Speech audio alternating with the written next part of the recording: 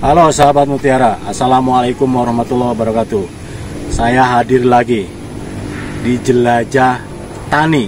Sebelumnya saya itu berbicara atau mengajak sahabat durian mengenai tanaman mangga.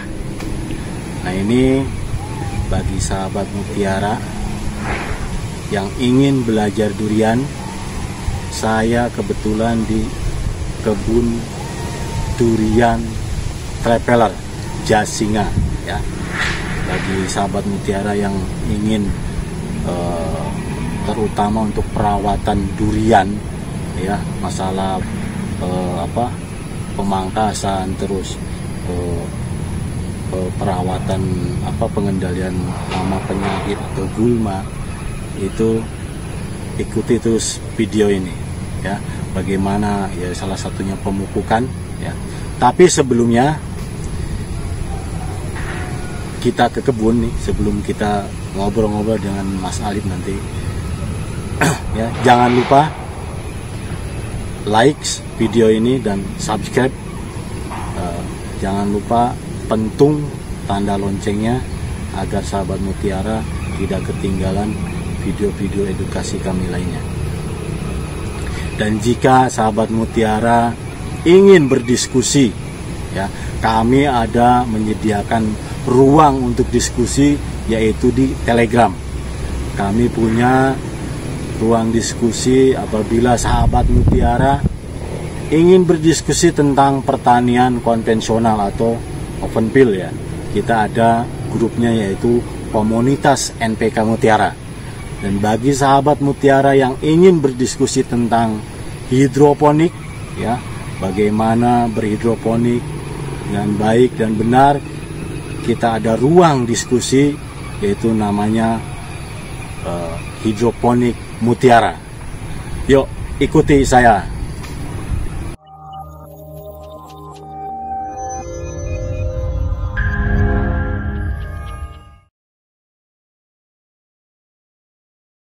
Halo, selamat datang di channel YouTube kami, NPK Mutiara TV. Di channel ini, Anda akan mendapatkan informasi dan edukasi seputar pertanian, khususnya nutrisi tanaman. Tonton video-video kami, jangan lupa like video kami, subscribe, dan pentung tanda loncengnya untuk terus mendapat update dari kami.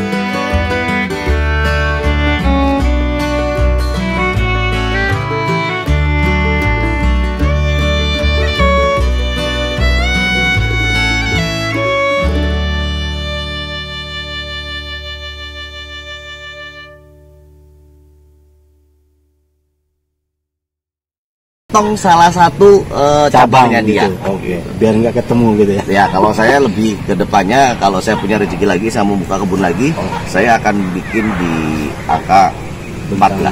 Bentangan 14 ya. 14, betul. Oke, sahabat Mutiara ya. Jadi jangan eman-eman tentang lahan ya. Ya. Kalau memang jangka panjang, long term, kata Mas Alif itu, ya bikinlah bentangan yang ideal, senyaman mungkin durian itu bisa hidup ya. Ya. Oke Mas Alif, yang pertama nih saya akan ini cara pembersihan rumput Mas Alif, apakah pakai manual, apakah pakai pestisida atau seperti apa? Kalau pohon udah segede gini sih kita udah nggak terlalu pusing masalah gulma rumput-rumputan ya, karena sinar mataharinya dia udah nggak terlalu kesuplai juga, dia udah nggak akan terlalu lebat tumbuhnya. Paling sekelilingnya kita potong pakai mesin potong rumput manual aja. Oke, sekeliling kanopi ini. Iya. Oke Mas Alif, terus masalah percabangan nih. Ini kan di belakang kita ada pohon durian. Ya. Ini percabangan menurut Mas Alif ini sudah ideal kah dari awal pemangkasannya? Kalau ini contoh yang tidak bagus. Nah, ini saya harus mengatakan contoh yang tidak bagus. Harusnya dia dari kecil udah dilakukan pruning atau pengaturan percabangannya. Contoh hal seperti ini, ya, hal kopinya seperti ini. Jadi masih terlalu lembat. Ya, harusnya ya dari kecil, mungkin usia 1 tahunan lah kalau belum masuk, itu udah harus benar-benar ditata ya. Buat kayak cabang-cabang yang lentur-lentur itu udah nggak perlu. Harus terusnya kayak gini-gini pun udah nggak perlu. Ini harus tega ya. Tega nggak tega? Potong saja. Kalau makin gede makin nggak tega. Itu memang kita harus ada selektif yang harus ada seleksi dari proses pruning itu, di mana kita harus bisa memilih cabang mana yang akan menjadi tempat produksi. Dengan menandainya, saya biasanya memilih yang kokoh, yang ukurannya lebih gede. Terus penjarakan antar cabang juga tentunya harus lebih diperhatikan.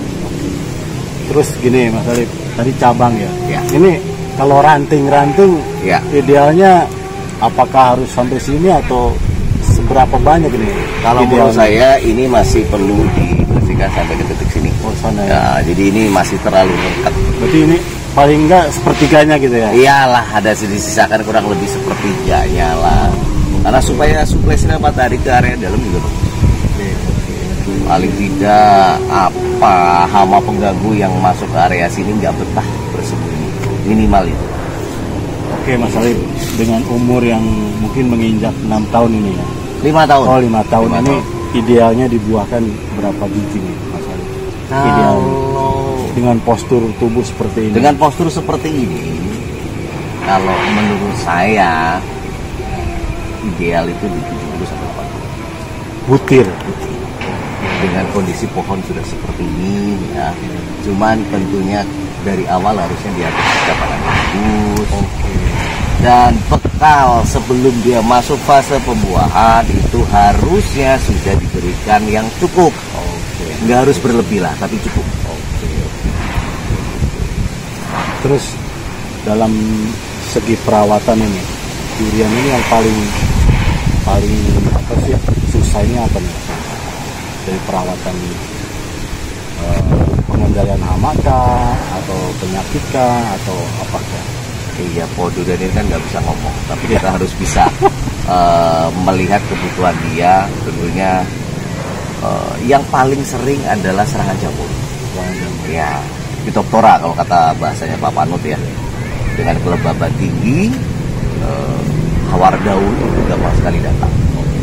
Dan tentunya itu mengganggu stamina dari tanaman itu. Gitu. Nah, akhir-akhir ini juga banyak teman-teman yang mengalami serangan jamur pada buah. Pada buah ini. Iya, yang akhirnya dia bagian tengahnya itu coklat, bagian luarnya itu kehitaman. Jadi hampir seperti busuk tapi mengeras. Busuk tapi tidak lembek berair ya. Iya, tidak berair. Itu kalau ke atas narasumber yang saya percaya itu serangan jamur ya. Ya cuma jamur apa beliau belum ngasih bocoran. Itu tersulit ya dalam tersulit adalah pengendalian penyakit. Ya. Ini saya singgung sedikit nutrisi nih Mas Alip. Umur segini idealnya 1 kali pemupukan atau 1 tahun pemupukan itu berapa kilo harusnya? Kalau untuk pemupukan pra pembuahan, kalau pohon segini, kalau saya berpedoman, saya pakainya NPK profesional 92525. Itu sekali aplikasi saya 1 kilo untuk yang segede gini ya. Terus ditambah MKP ya, itu kurang lebih juga 1 kilo. Itu yang saya lakukan. Kebiasaan Mas Alip setahun berapa kali pemupukan? Kalau pemupukan saya yang normal itu 3 bulan sekali. 3 bulan sekali. Kalau untuk pohon kayak gini, pasca panen saya normalkan dulu pakai MPK yang 16-16 gitu.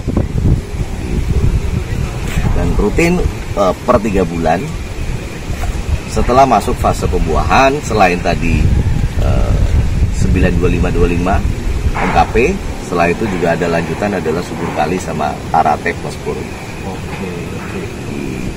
Oke, terima kasih Mas Alip, sahabat Mutiara ya. Jadi tadi tip-tip Mas Alip ya. Jadi mulai dari pruning, terus pembersihan gulma ya memang harus intensif supaya nanti cabangnya bagus, jarak tanamnya.